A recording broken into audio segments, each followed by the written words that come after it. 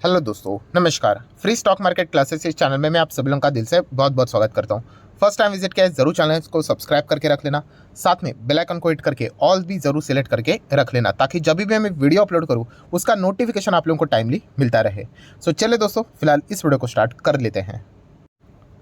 सो दोस्तों, अभी हम लोग आ चुके हैं बिल्कुल हमारे नॉर्मल स्क्रीन के ऊपर। एंड दोस्तों, इस वीडियो में हम लोग बात करने वाले हैं रिटेल इन्वेस्टर से जुड़ा हुआ एक सबसे इम्पॉर्टेंट प्रॉब्लम। मतलब ये प्रॉब्लम इतनी बड़ी है जिसके चलते हर एक रिटेल इन्वेस्टर परेशान है। सो दोस्तों, अगर देखा गया तो आप सभी लोगों को पता है कि सबसे ज़्यादा मतलब शेयर मार्केट में अगर कोई आता है तो किस चीज़ से परेशान होता है? Obviously loss. किसी भी कंपनी में आप चाहो ट्रेड करो या फिर इन्वेस्ट करो, अगर वो आपके बाइंग प्राइस से नीचे जाता है तो फ्रस्ट्रेशन तो आ ही जाता है। तो इसी के चलते बहुत सारे रिटेल इन्वेस्टर हम लोग को परेशान होते हुए देखने को मिल जाते हैं। सो दोस्तों, मैं आप लोगों को यहाँ पे बताना चाहूँगा एक ऐसी चीज़ जो कि बहुत सारे रिटेल इन्वेस्टर को पता ही नहीं है। एंड बिलीव मी दोस्तों, अगर इस चीज़ से रिलेटेड अगर आपको क्लैरिटी नहीं है तो आप मार्केट में मतलब लिटरली ₹1 भी मत लगा लेना। एंड अगर आप लगाओगे तो आप मतलब ज़बरदस्त लॉस खा सकते हो, आप कंगाल भी हो सकते हो, राइट। तो ये चीज़ आप लोगों को यहाँ पे पता होनी चाहिए।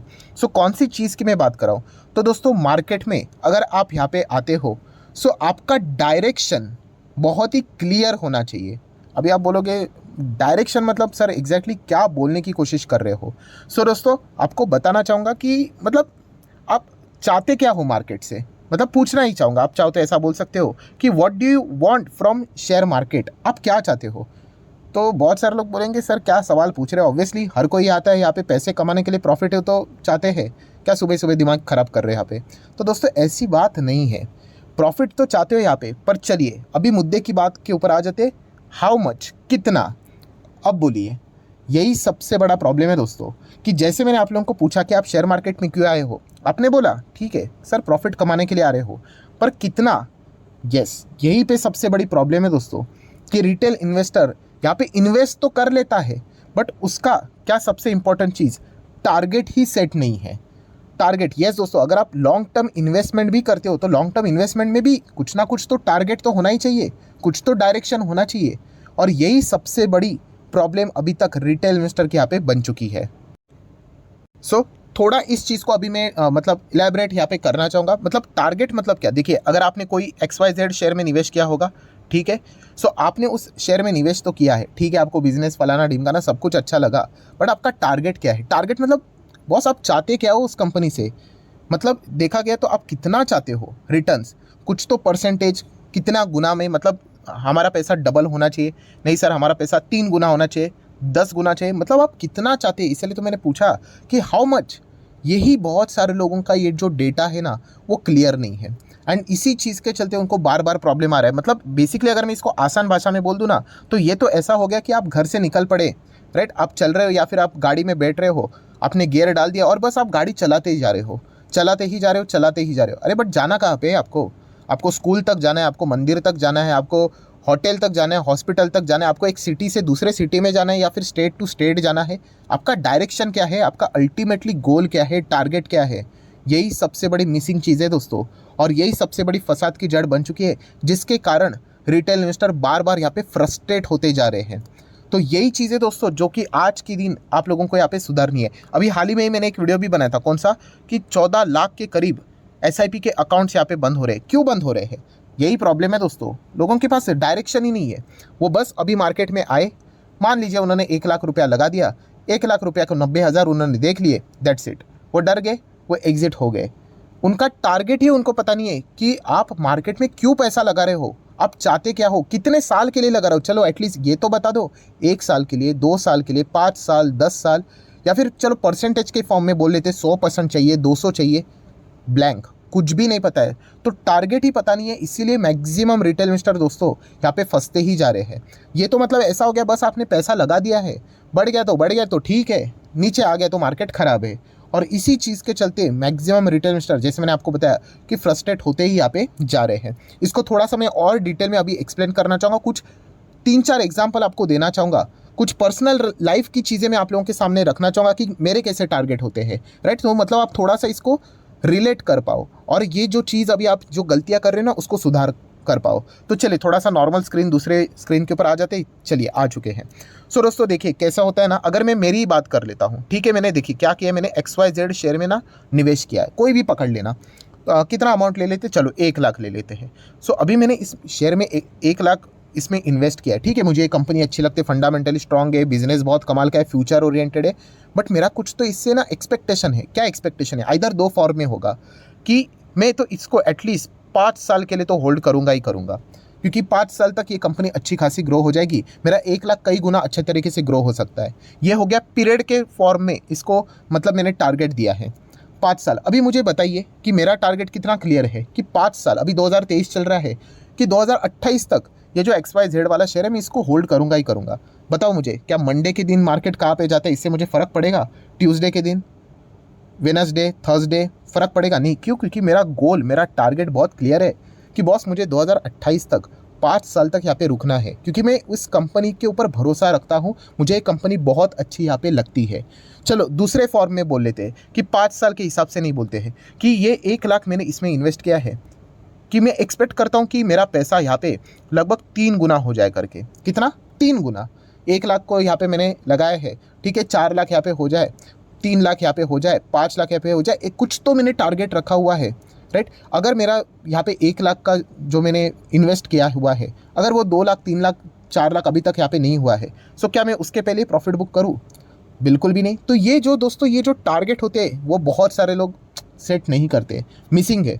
वो क्या कर लेते हैं, बस यहाँ पे 1 लाख रुपया लगा दिया उन्होंने, फॉर एग्जांपल के लिए 1 लाख ही एग्जांपल रख लेते हैं बस। उसके बाद वो 1 लाख अगर मान लीजिए 1.2 मतलब 1,20,000 हो जाता है उनका, फिर गिरावट हो जाती है मार्केट में, और ये 1,20,000 यहाँ पे था वो सीधा 80,000 हो जाता है, मतलब उनका कैपिटल के भी नीचे चला जाता है।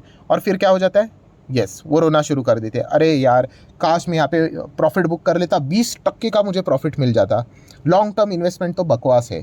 तो दोस्तों प्रॉब्लम मार्केट में नहीं है, प्रॉब्लम उस व्यक्ति में है कि उसने टारगेट ही सेट नहीं किया है।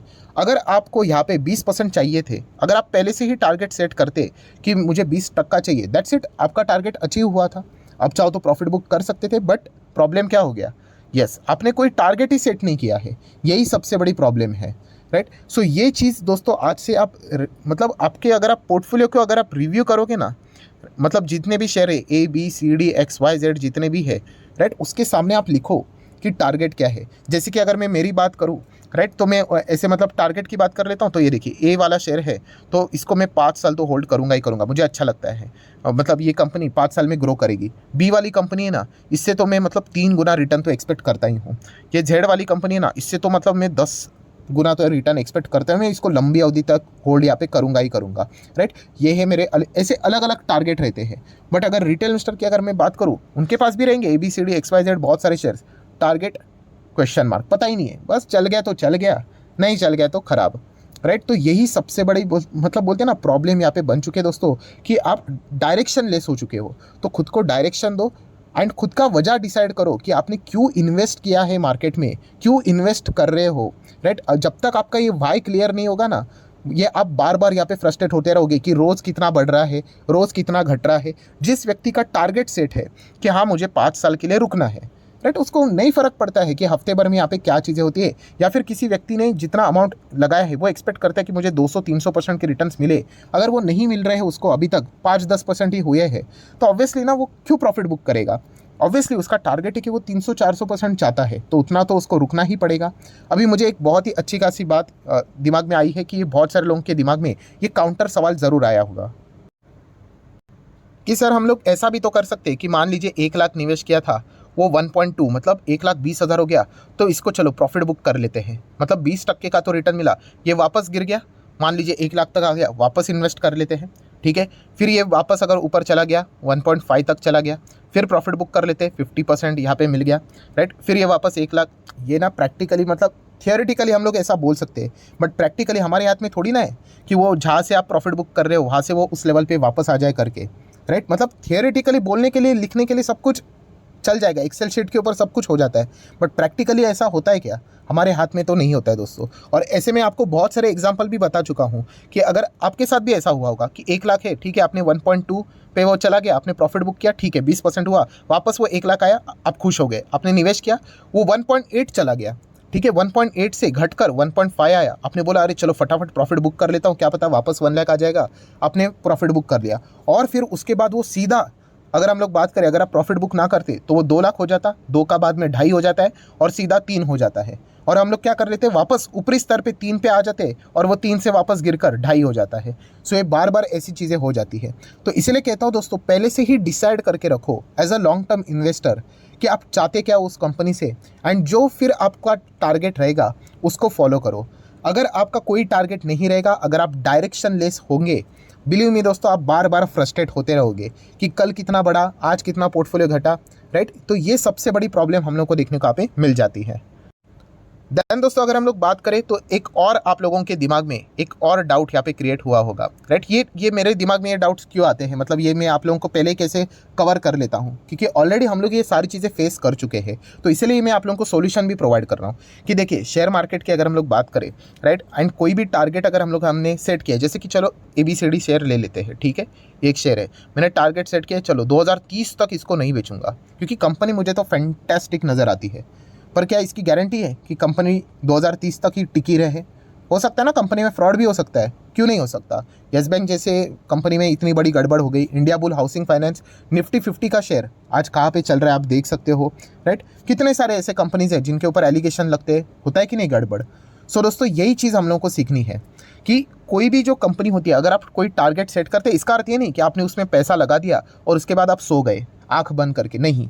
हमें उस कंपनी को सिर्फ रिव्यू करना होता है, फिर कंपनी कैसे काम कर रही है, उसका परफॉर्मेंस कैसे है, राइट। ये देखना भी तो होता है कि नहीं, राइट। कोई भी पेड़ अगर आप लगाते हो, उसके बाद उसकी मतलब अच्छी तरीके से यहाँ पे मतलब हम लोग उसके ऊपर फोकस भी रखते हैं कि क्या वो अच्छे तरीके से ग्रो हो रहा है कि नहीं, क्या चल रहा है कि नहीं, ये फोकस आपने रखना होता है। एंड शेयर बोला तो आपको पता ही है कि शेयर ऊपर भी जाएगा तो ऑब्वियसली शेयर नीचे भी आएगा। एंड अगर शेयर ज़बरदस्त नीचे आ रहा है, 20, 30, 40, 50% टूट रहा है, तो बस हमें चेक करना है कि वो गिरावट के पीछे का रीज़न क्या है, जिसको हम लोग बोलते हैं इंटरनल रीज़न है या फिर एक्सटर्नल रीज़न है।